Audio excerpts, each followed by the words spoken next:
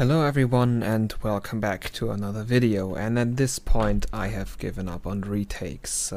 This is the 6th take for this video, and if this doesn't go through I'm just gonna put this video to the side until I have a new camera. So no matter how bad this one goes, this one is going up, or there's not going to be any kind, like, this video is not gonna exist. So if you see this, like, this worked. So yeah, the 5 takes before this, 4 of them got corrupted, 1 of them had a lot of image problems, and this is probably gonna have a lot of image problems too. But sadly that is the only way how I can make videos at the moment, because my camera, being my Nokia 6.1 smartphone, crapped itself. And yeah, so the camera recording capabilities of it are not that good. As you can see, like over here where it's a little bit darker, there's a lot of noise. And right now I'm recording this through OBS. I'm streaming the feed of the camera over Wi-Fi to my PC, and you just saw it sometimes on the lower end of the picture there's just a black square for some reason. I don't know where it comes from. It is in the stream, it's not OBS. And yeah, I guess we just gotta have to live with that, because if I use a recording software that's running on my smartphone, it just always corrupts the video no matter what software I use. So yeah, now where we have that out of the way, here we have our GTX 470, the card that is dead, my first graphics card that officially died while I was doing something with it. So I've already said it's a 50-50 that I killed it or it was dead from the beginning. I can't know because, well, I didn't test it before I did weird things to it. And so let's just start at the beginning for this here graphics card. So one day I looked at my graphics card collection, and I thought to myself, you know what's missing?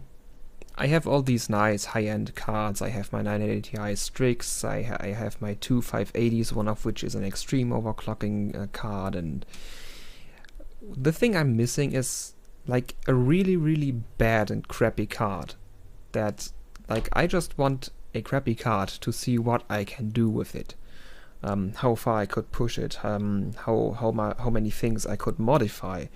So like all the other cards already have a good PCB, and you just gotta crank up those clocks.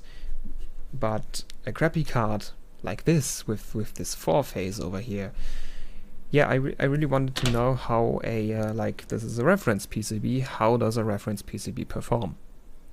And yeah, I wanted a crappy card, but there's another thing which led me to buy this card, actually, because it is the 4th Fermi card, and it's like old news for me already. It had a heatsink on it, which is not the normal stock blower. It was this here Arctic heatsink, which now has the fans removed, and you can see I already did things which didn't really pan out. I will have to remove all the remaining fins on this side, because those 2 heat pipes, they interfere with cards that have 2 DVI connectors right here, which is pretty much every card. Like pretty much every card newer than a GTX 480 will have basically 2 DVI connectors right here, or 2 HDMIs or something like that, that is too tall, and it will interfere with those 2 heat pipes here. And basically, yeah, I'm gonna have to remove all those fins, and then I have to bend up those heat pipes. And yeah, I'm going to lose some surface area, but like, there's enough remaining, not really a big deal. And I also have to shave down those standers over here. Those are too large. At the moment the cooler only fits Fermi cards with the IHS, so I'm gonna have to shave those down too. But apart from that, yeah, it's a custom GPU cooler for 25 bucks. Like, the card was listed for 25 bucks, and I thought, I get a nice GPU heatsink, so I don't have to use my Morpheus for everything. and I also get my crappy card that I can play with. So as you can see, both of which didn't really pan out. And yeah, so the was probably more interesting for you with the graphics card itself. So I received it, and normally when I get cards from eBay, the first thing I do is I put them into my system and try to boot them up to check if they actually work or if someone just tricked me into buying a dead card. Conveniently, I forgot this time. I didn't test this card when it arrived. I immediately tried to disassemble it, which turned out to be quite the adventure. So not only did it have the custom GPU heatsink, it also had these things on all the VRAM chips. You can see there's thermal epoxy on that, so those were glued on right here. And yeah, I've heard that trying to remove these is really hard, and you can easily rip the VRAM chips off the board if you pull too hard. I did have the complete opposite of experience. I just touched them and they fell off. I didn't use any force. The only one I had to use force with was this one. And that was also really little force. All the others just literally just fell off when I touched them. So I think shipping was kind of rough for this card. Well, yeah, so those fell off. There was also a aluminum block on the VRMs over here, like the V-Core, the VMEM. And then these two 0 ohm resistors, those had an isolating layer over them because, yeah, don't short these. Because I went ahead and changed the thermal pads and I took the insulating thing off here and the card wouldn't boot anymore, and then, yeah, don't short these. So yeah, but I got the card and I tried to disassemble it. And the GPU heatsink was attached with a lot of mounting pressure, like seriously a lot of mounting pressure. And well, that's like, okay, a custom GPU cooler is like the Morpheus has a lot of mounting pressure too. But in this case, the PCB started to flex and I was really sketched out a little bit. But then I took all these screws out and they just wouldn't come off. And I thought, well, the IHS on these cards, like there was an IHS on there, this is deleted. The IHS is pretty big compared to the overall size of the PCB, so there's a lot of tension that you're gonna have to break through to remove the heatsink. And I just thought, well, okay, I don't want to rip off the GPU from the board. And so yeah, what ways can I use to remove this? And one of my friends had the idea to heat up the cooler with yeah, like a hair dryer. I have a 1200 watt unit and it got really hot, but sadly it wasn't enough to, like, it didn't do anything. And then I just went back to trying to remove it by like twisting on the cooler like this, or just trying to pull it off with a lot of force, and then suddenly it actually worked. It just came off, and then I saw something which kinda made me question a few things, because the heatsink was not attached to the GPU with thermal paste. It also wasn't a thermal pad. It was thermal epoxy, just like the VRAM modules. You could peel that stuff off like a rubber mask, so that definitely wasn't thermal paste. And I'm thinking this was probably sold on eBay because it had really poor thermal performance. And yeah, so the card I bought it, the person I bought it from already had the card with the custom heatsink, so that person didn't attach it. That person probably didn't even have a clue that there's glue between the GPU and the heatsink and not thermal paste. So yeah, whatever, I took it off, and then I don't quite remember what I did.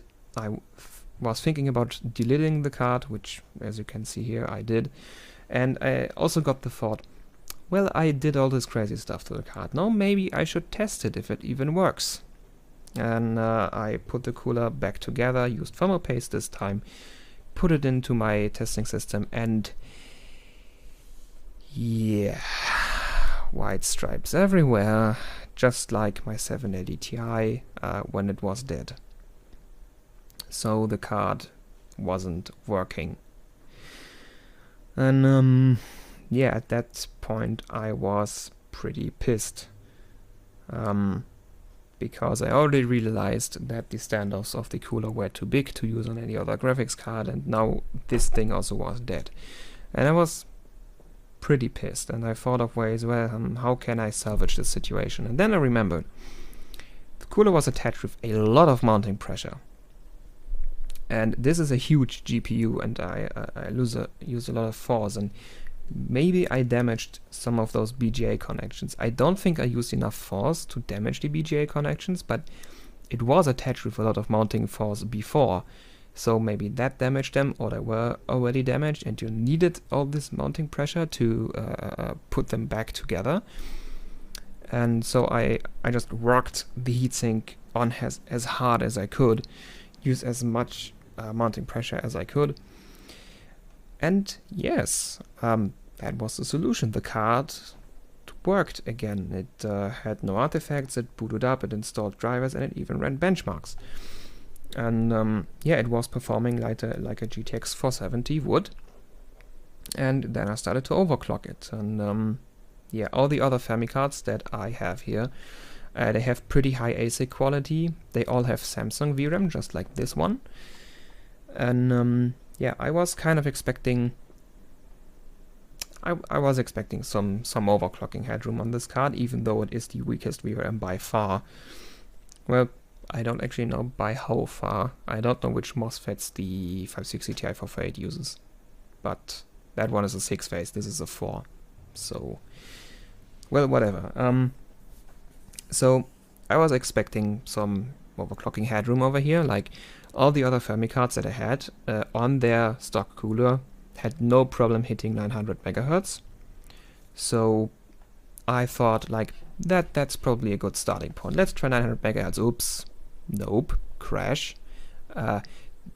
Couldn't even go far into the benchmark. It was a pretty obvious no worky.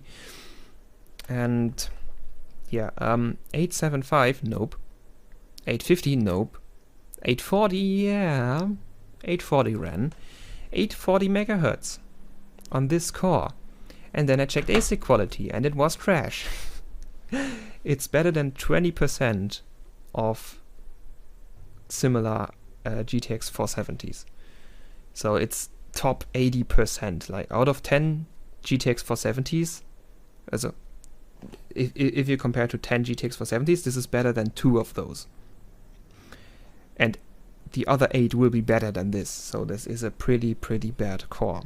And yes, the clocks reflect that, because all the other Fermi cards were better than 70-75% of their respective graphics card, which, well, yeah, it's pretty good.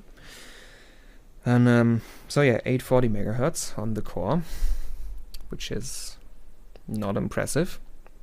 And then I thought, well, this has Samsung VRAM too. All the other Samsung cards did at least 2325. The two MSI cards did a lot more. So yeah, I tried 2325. Are you gonna do that? At least nope. 2325 didn't work. 2200 didn't. 2100 didn't. 2000 also didn't. What did work was 1900. And 1950 maybe, because as I was running a run with 1950 megahertz, the card spontaneously combusted. Not in a literal sense, it stopped working. It gave me a lot of artifacts, then most of the screen went black, and what was red and orangey before became green and freeze frame. Then the PC reset itself, it showed me one frame of the boot screen, and then there was the black screen of that graphics card. Yeah, it got stuck on boot code E8, which I don't remember fully what it means, but it's some GPU related thing failing to initialize. So this card is pretty dead. So it can't even initialize, it doesn't put out an image. The core and V-core still fire up. Like I removed the heatsink and put my finger onto it and launched the PC, and it got hot. So core still consumes power, but it doesn't put out an image. So yeah, I did try even more mounting pressure, also didn't work. Same thing, always a boot error E8. And yeah, so I called it there. The card is dead. And I also saw that, don't know if you can see that.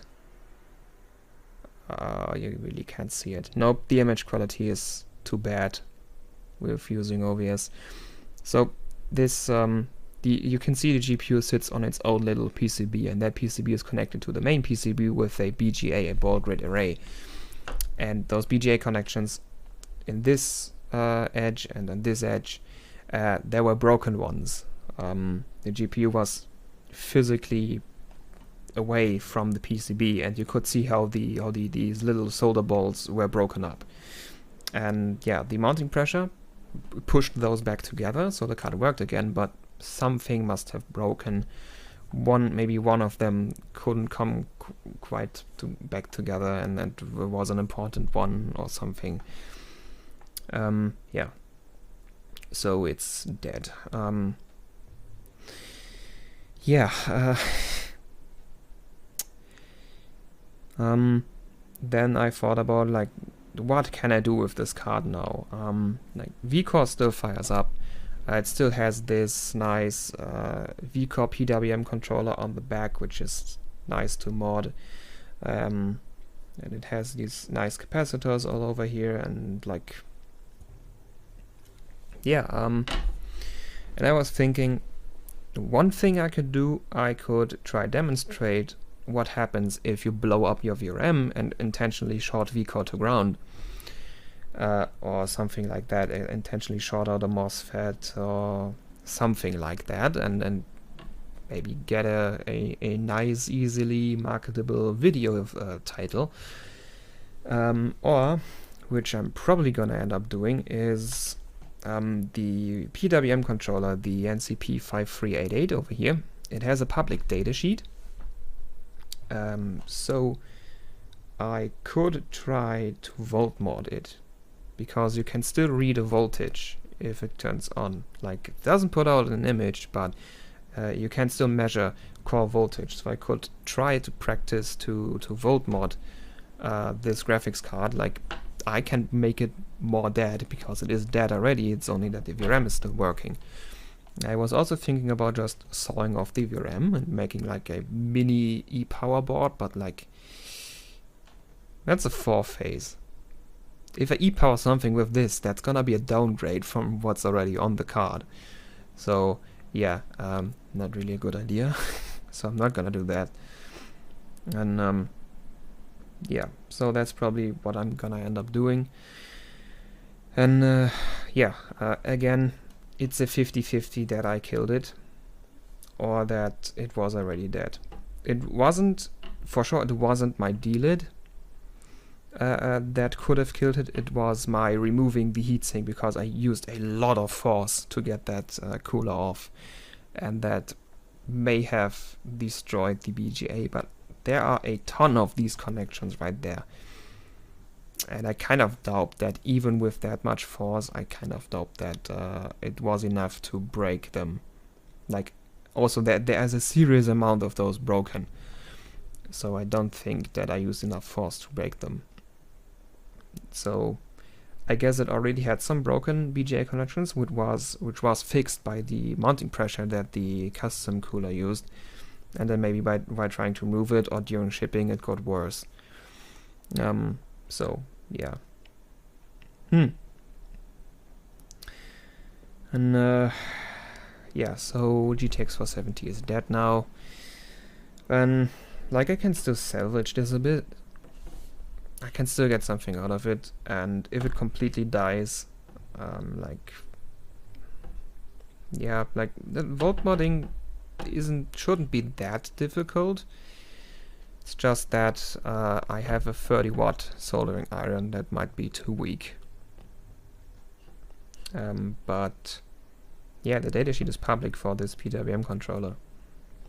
And I just have to solder on the cap, one of the VCore caps on the back, to read voltage, and then attach a potentiometer to the PWM controller, and I can make the card think it's pulling out one voltage while it's actually pulling out another one. Because like the VRM was also limited to 1.087 volts, which is really low compared to what the other cards were running. So that might also be a reason why this core overclocked so badly. And yeah, so it's not running anymore, so I can't test if it will clock better, but that might have also been a reason. And yeah, I guess that's it for the GTX 470. Yeah, I also have to this is pretty much it for the 470. But I also have some more stuff to talk about, because my friend came back to me, and he told me about an eBay listing about some guy working in a PC shop selling a whole bunch of graphics cards untested, because he obviously apparently didn't know how to test them. So we were kind of gambling a lot, and we bought a whole load of graphics cards, 12 graphics cards as a whole. And yeah, we were really pushing our luck, because a fair share of those were broken. So listed from the more interesting cards listed were 2 GTX 970s, a Radeon HD 7950, a GTX 480, a Radeon HD 6850, a GTX 280, a GTX 260, 2 Quadros, and something else. And we were mainly interested in the 2 970s, the 7950, and the 480. So me and my friend, we paid together. We shared the cost, and we both picked out cards that we would want. He chose the 2 970s, and I wanted the 7950 and the 480, and then the other cards, like whatever was convenient, like who had an idea for it would just take it. And yeah, and then when they arrived, we sadly found out that both 970s were broken. The 480 had a dead fan, the 7950 had also dead or barely working fans, the 280 had a short from VCore to ground and almost blew up my friend's system. The 260 is working fine, the Quadros are both dead, I think. The 6850 is working, and yeah, that's pretty much it. So the 2 cards my friend wanted are both not working, sadly. The 2 I wanted from a PCB level are working, but their heatsinks are very bad shape, especially for the 480. Pretty much all the screws are rusted through all the way, so you can't remove them. He's gonna have to bring it here, and I'm gonna have to use a drill to just drill away the head of the screws. So that's gonna be fun. And yeah, it was also full of tobacco stains and whatnot. It's really nasty. And yeah, so I'm gonna end up using my water cooling system, or the Morpheus cooler, or maybe the Arctic cooler if I figure that out. And yeah, so for me cooling's not a big deal, but for him, he doesn't have, he's gonna get the water cooling gear eventually, when he's getting here, he's getting it from me. But yeah, he doesn't have custom air coolers. But the 2 970s, we both think that those 2 970s, they are different models, but we both think they came out of the same PC, because they have both the same problem. At least it looks like they have the same problem, because you can turn them on, the fans will spin up, but they won't give you an image. And then we checked by the remove heatsink and stick a thumb onto the GPU and start up the PC method. Yeah, both do not get hot, which means both do not have running vCore.